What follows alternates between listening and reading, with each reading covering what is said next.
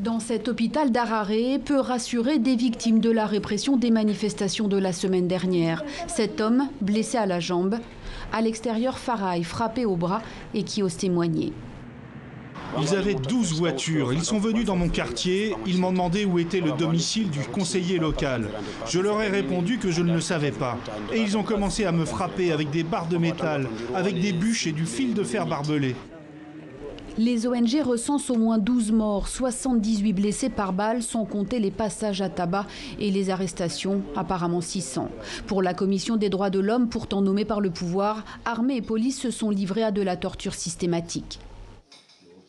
Elle semble avoir recours à une force brutale, excessive et disproportionnée dans la plupart des circonstances, entraînant ainsi des pertes humaines évitables et une aggravation de la situation. De retour au pays après une tournée internationale écourtée, le président Emmerson Mnangagwa a invité opposants et sociétés civiles à entamer un dialogue national. Il promet de sanctionner les exactions avérées des forces de l'ordre.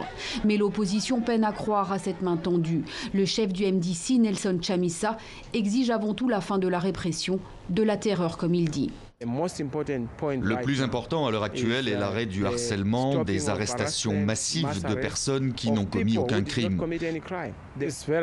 Il est très regrettable et tragique que nous soyons revenus dans le passé. Il y a une victimisation totale sur la base de la liberté de conscience. Bien loin de là, au Forum économique de Davos, le ministre zimbabwéen des Finances est venu courtiser les investisseurs. Pour lui, les troubles font partie des douleurs qu'engendre la réforme.